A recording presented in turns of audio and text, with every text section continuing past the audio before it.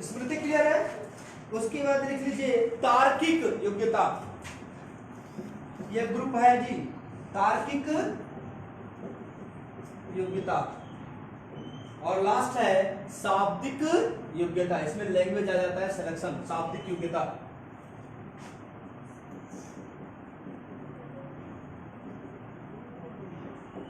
शाब्दिक योग्यता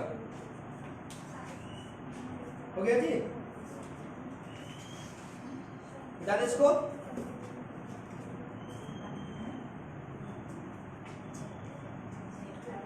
अब नेक्स्ट आ जाइए आपके, लिख लीजिए गिलफोर्ड की थ्योरी, गिलफोर्ड का सिद्धांत।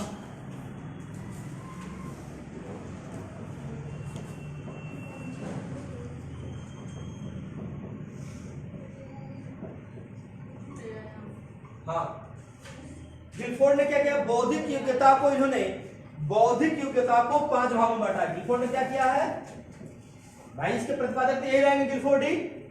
बौद्धिक योग्यता को कितने भागों में, 5 भागों में बांटा है। फर्स्ट आपका संज्ञान, संज्ञान पढ़ा चुका हूं जी। दूसरा भाग है आपका अभिसारी चिंतन,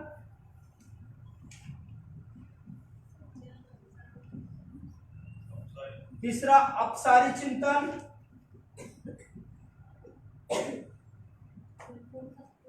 और चौथा है स्मृति, और 5वां है मूल्यांकन। ये पूछा गया है बेटा कि गिलफोर्ड के बौद्धिक योग्यता का कौन सा प्रकार नहीं है या है, लिखिएगा। चौथा स्मृति और 5वां मूल्यांकन। देखिए बोलते हैं कि बुद्धि सबसे पहले क्या करती है जी, संज्ञान को एक्सेप्ट करती है, ठीक है। एक बुद्धि होती है, उसका काम ही क्या होता है, केवल बौद्धिकता का पहला काम क्या होता है, संज्ञान करना। संज्ञान मतलब सीखे हुए ज्ञान का व्यवहारों में प्रयोग करना। ज्ञान का व्यवहारों में प्रयोग होता है, इसे क्या बोलते हैं, संज्ञान बोलते हैं, कॉग्निट बोलते हैं बेटा। अब संज्ञान, अभिसारी चिंतन और अपसारी चिंतन बता चुका हूं। अभिसारी चिंतन वह होता है जो परंपरागत चीजों को सोचता है, परंपरागत तरीके से सोचना अपसारी चिंतन कहलाता है। परंपरागत तरीके से सोचना, ठीक है। और कुछ नया सोचना, नया पर लाना कौन सा है, हाँ, अपसारी चिंतन। मैंने अब व्यक्तित्व का भी बताया था, सृजनात्मक वाला कौन सा होता है, अपसारी होता है, अभिसारी, अपसारी चिंतक होता है, कौन सा, सृजनात्मक वाला। जबकि आपका प्रतिभाशाली क्या होता है, अभिसारी भी हो सकता है और अपसारी भी हो सकता है, लेकिन मैक्सिमम अभिसारी ही होता है, मुख्यतः अभिसारी चिंतक ही होता है। जो चीज मास्टर साहब पढ़ाएंगे उसको उसी स्वरूप में वो क्या कर लेगा, स्वीकार कर लेगा। लेकिन यह वाला सृजनात्मक वाला क्या करेगा, कुछ नया खोजने की कोशिश करेगा। और व्यक्तित्व की बात करते हैं तो व्यक्तित्व बता चुका हूं, अब सारी व्यक्तित्व होता है किसका, प्रतिभाशाली का, और अभिसारी व्यक्तित्व होता है, हाँ, इसलिए कि वह यह व्यक्ति जो होता है, जितना भी ज्ञान बच्चे को, प्रतिभाशाली बच्चे को होता है, वह अपना ज्ञान दिखाने की कोशिश करता है, जहां भी उसको मौका मिलता है तुरंत दिखाता है। तो व्यक्तित्व उसका क्या रहता है, अपसारी रहता है, खुला हुआ रहता है। और सृजनात्मक बालक क्या होता है, चीजों को अकेले हैंडल कर रहा होता है, नई चीजों में उलझा रहता है, सामाजिक व्यक्ति ज्यादा नहीं होता है, वो अपसारी व्यक्तित्व धारण करता है। लेकिन जब चिंतन की बात करें तो सृजनात्मक बालक क्या होता है, अपसारी होता है, और आपका प्रतिभाशाली बालक क्या होता है, अपसारी होता है। आगे जी, ये कई बार बता चुका हूं मैं, बार बार। स्मृति क्लियर अभी कर चुका हूं। और एक बुद्धि और होती है जो मूल्यांकन करके पुनः समाजीकरण करती है बेटा, मैंने बताया था कि क्या सही है और क्या गलत है। जैसे हम मसाई जनजाति में जब जाते हैं और वो हम पे थूकते हैं, जब हमें रियलाइज होता है कि वहां थूकना ही क्या है, रिस्पेक्ट है। और जब हम यहाँ आते हैं और कोई अचानक आके हमारे ऊपर थूकता है तो हमारी बुद्धि सोचती है, मूल्यांकन करती है कि हो ना हो ये कहीं अफ्रीका से तो नहीं भाग के आया है, मसाई जनजाति का तो नहीं है। हम उसको गुस्सा करने से पहले ये सोचते हैं। यही है हमारा योग्यता। कौन? मूल्यांकन की योग्यता। बुद्धि जिस समाज से आई है उस समाज के मूल्य मानदंडों को तो सीखी रहती है, नए मूल्य मानदंडों को स्वीकार करते समय उसका मूल्यांकन करती है। यह योग्यता भी बुद्धि के अंदर पाया जाता। आगे जी, पांचों क्लियर। नेक्स्ट आगे बढ़ते हैं, फटाफट करते चलिए। पदानुक्रमिक सिद्धांत बेटा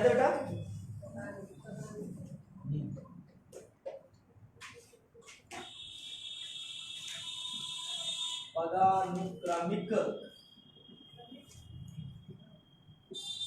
सिद्धांत। पदानुक्रमिक सिद्धांत वर्नर ने दिया है। वर्नर ये जो है आपके स्पीयरमैन, द्विकारक सिद्धांत याद है? स्पीयरमैन के ही अनुयायी थे, फॉलोअर थे। कौन? वर्नर। तो इन्होंने क्या किया है, जो स्पीयरमैन ने सामान्य बुद्धि और विशिष्ट सामान्य मानसिक योग्यता और विशिष्ट मानसिक योग्यता की जो बात करते हैं, उसी को इन्होंने सामान्य मानसिक योग्यता को इन्होंने दो भागों में बांटा है। किसने? वर्नर ने। तो लिख लीजिएगा, सामान्य मानसिक योग्यता को दो वर्ग बनाए इन्होंने।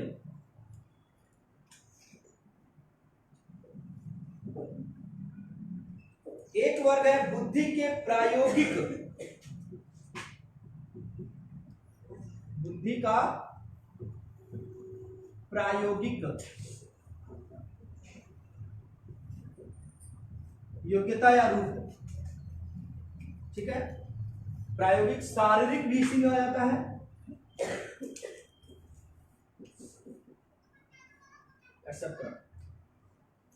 ठीक। दूसरा जो है बुद्धि के मौखिक, सांख्यिक, शैक्षिक। मौखिक, सांख्यिकी एवं शैक्षिक कारक।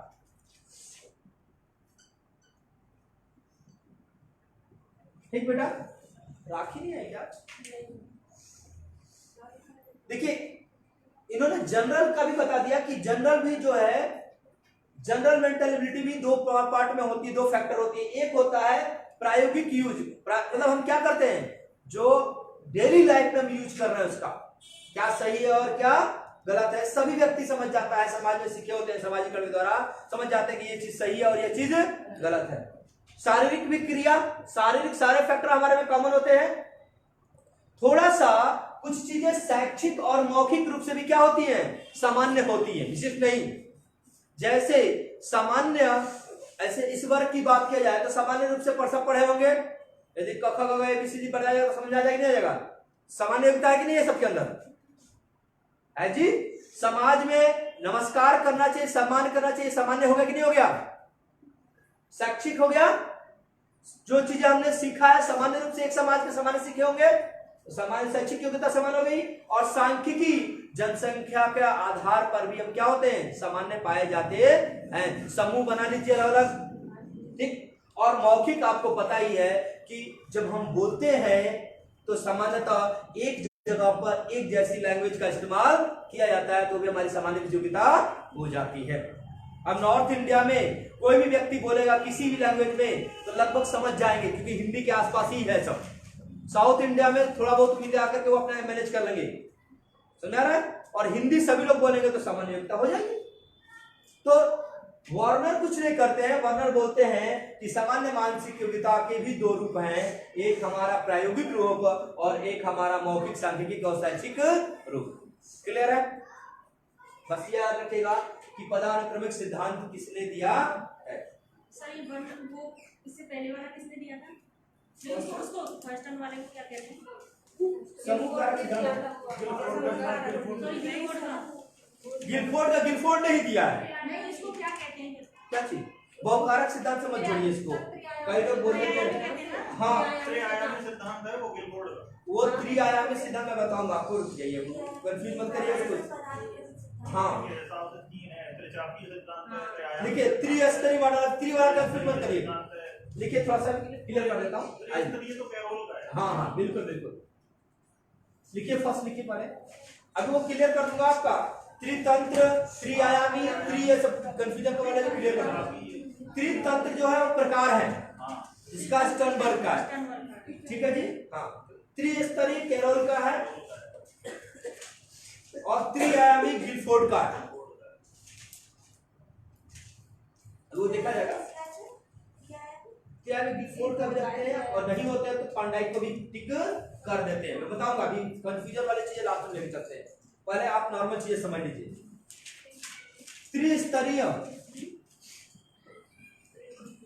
त्रिस्तरीय मॉडल किसने दिया है? किसका? बुद्धि का त्रिस्तरीय मॉडल दिया है कैरोल ने। क्या हो गया? चार हैं ये त्रिवाले। इन्होंने मानसिक कौशल, स्किल बोला है इन्होंने, योग्यता का क्या इस्तेमाल किया है? मानसिक कौशल यूज किया है। मानसिक कौशल, कौशल में क्या होता है भाई? शारीरिक, मानसिक, संवेगात्मक, भाषाई, सामाजिक सभी योग्यताएं क्या हो? संतुलित रूप से हो, तभी उसको कौशल कहा जाएगा, ठीक है, स्किल तभी बोला जाएगा। कैरोल ने मानसिक कौशल के 3 स्तर बताए हैं, सामान्य, विस्तृत और सामान्य, विस्तृत और कौशल। ये इसको जो है 3 जो है इन्होंने मॉडल भी बताया है और तीनों को आप बोल सकते हैं कि लेयर है। सबसे पहले किसी चीज के बारे में आप सामान्य जानकारी इकट्ठा करते हो। जैसे आप शिक्षक बनना चाहते हो तो पहले जनरल चीजों को याद, सब्जेक्ट को कमांड करोगे, टीचर को ऑब्जर्व करोगे कैसे पढ़ाता है, उसके बाद विस्तृत, उसके हाई लेवल पे जाओगे, प्रैक्टिकल सेक्टिकल करने की कोशिश करोगे, टीचिंग करने की कोशिश करोगे। जब सभी चीजों पे आपने इमोशंस पे कंट्रोल करोगे, आप वहां के सोशल वैल्यूज को सीखोगे। जब सभी पे कंट्रोल हो जाएगा, मैंने बताया ना, शारीरिक, भाषिक, सामाजिक, संवेगात्मक सभी आयामों पे जब आपका नियंत्रण हो जाएगा, तब आपके कौशल का विकास होता है। और यह काम भी कौन करती है? बुद्धि ही करती है बेटा जी। संवेगों पे नियंत्रण कौन करेगा? मन करेगा। मन करा कि दूध तो चाटा खींच के शरीर तैयार हो गया, हाथ उठ गया, बुद्धि बोले रुक जा, बच्चा है, मारेगा, स्टूडेंट है, तो काम भी कौन कर रहा है? बुद्धि। शुरुआत बुद्धि का हाई लेवल होता है स्किल्ड होना, या कहा जाए बुद्धि का अंतिम उद्देश्य ही है क्या करना? स्किल बना को डेवलप करना। यदि आपके अंदर स्किल विकसित हो गया, किसी भी प्रकार का कौशल विकसित हो गया, तो आपकी सभी चीजें संतुलित हो जाएगी और आप समाज में अनुकूलन स्थापित कर लेंगे। फिर शिक्षा का उद्देश्य समाज में अनुकूलन स्थापित करना। हो गया नहीं जाना में का जी? चलिए नेक्स्ट आते हैं। अच्छी बात है, बहुबुद्धि सिद्धांत जाने इसको फटाफट समझते चलिए, ज्यादा प्रेशर नहीं लेना।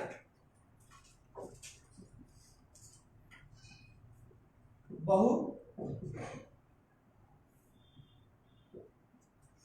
सिद्धांत किसका है जी? हाँ लिख लीजिए, गार्डनर का है।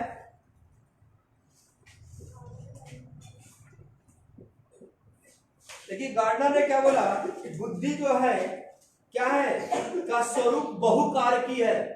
बहुत सारे फैक्टर है, मल्टी फैक्टर है, एक नहीं है। बुद्धि के एक फैक्टर नहीं है, बहुत सारे फैक्टर हैं। अब कभी कभी हम लोग क्या करते हैं कि गार्डनर के थ्योरी को ही हम लोग बोल देते हैं प्रकार में बांट देते हैं। नहीं, पहले ऑलरेडी लिखा बता चुका हूं कि गार्डनर ने बुद्धि के कितने प्रकार बताए हैं? 9 प्रकार बताए हैं। लेकिन कारक पूछा जाए कितने बताए हैं, तो बहुत सारे कारक बताए हैं, कोई लिमिट नहीं रहा है। होता है बुद्धि के बहुत सारे फैक्टर हैं, एक फैक्टर नहीं है, इसीलिए बोलते हैं इसको बहुकारक सिद्धांत। क्लियर है? एक पॉइंट लिख लीजिएगा, बुद्धि का स्वरूप बहुकारकीय है। हाँ बोली चलिए। अच्छा अच्छा अच्छा। फिर इसको बहुकारक बोला क्या? तो नहीं, बहुआयामी नहीं, बहुबुद्धि सिद्धांत लिखवाया ना, ये लिख लीजिए, बहुकारक मत लिखिएगा, अलग आ जाएगा। बुद्धि का स्वरूप बहुकारकीय है, किसने बोला है? आपका गवर्नर ने बोला है। अब कंफ्यूजन यही शुरू होगा। बहुआयामी सिद्धांत, ये भी क्लियर कर लीजिए। बहुआयामी सिद्धांत किसने दिया भाई? थर्स्टन और कैली का है। थर्स्टन और कैली का है। कैली आता है, केली आता है, दोनों सही है। हाँ, थर्स्टन और कैली। देखिए, बहुआयामी का सिद्धांत बोलते हैं, लिख लीजिएगा पॉइंट, कि बुद्धि का निर्माण प्राथमिक मानसिक योग्यताओं से हुआ है। प्राथमिक मानसिक योग्यताओं,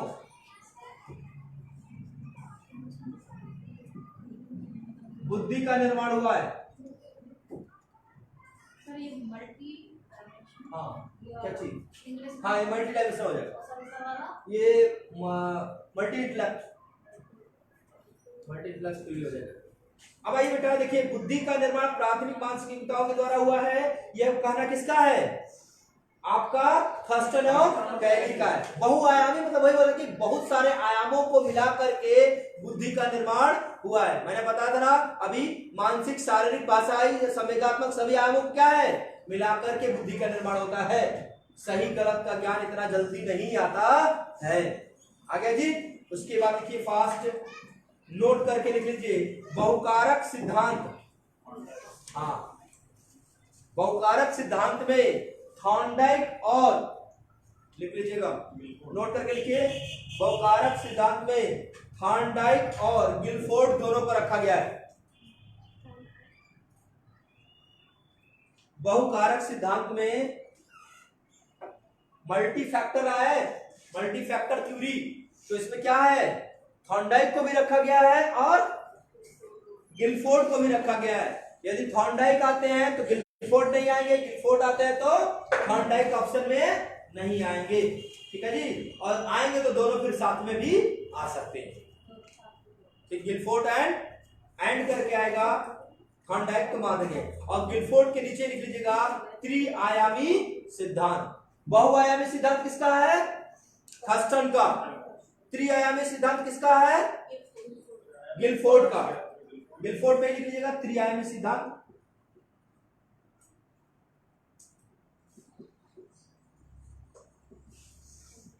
किसका है? गिलफोर्ड का है। अगला मोस्ट इंपॉर्टेंट है फ्लूइड एंड क्रिस्टलाइज थ्योरी। आता है ना, फ्लूइड तथा क्रिस्टलाइज सिद्धांत। हाँ, फ्लूइड एवं हाँ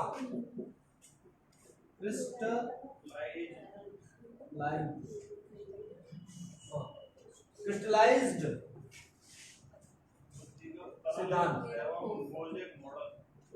आप देखिए, यहाँ क्या इसको क्या बोल सकते हैं? तरल सिद्धांत भी बोल सकते हैं, जिसको मोजक या ठोस मॉडल भी बोलते हैं।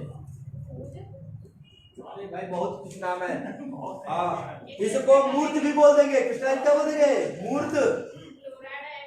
हाँ, आप समझिए, फ्लूइड मतलब होता है तरल चीजें। तो क्या होता है, उसकी खासियत क्या होती है? बहना। खासियत क्या होती है इसकी? बहना। ठोस चीजें बह सकती है क्या? नहीं, समानता नहीं बहती है। तो हाँ, क्या हो गया? देखिए, तरल चीजें होती हैं, फ्लो होती हैं, तो जो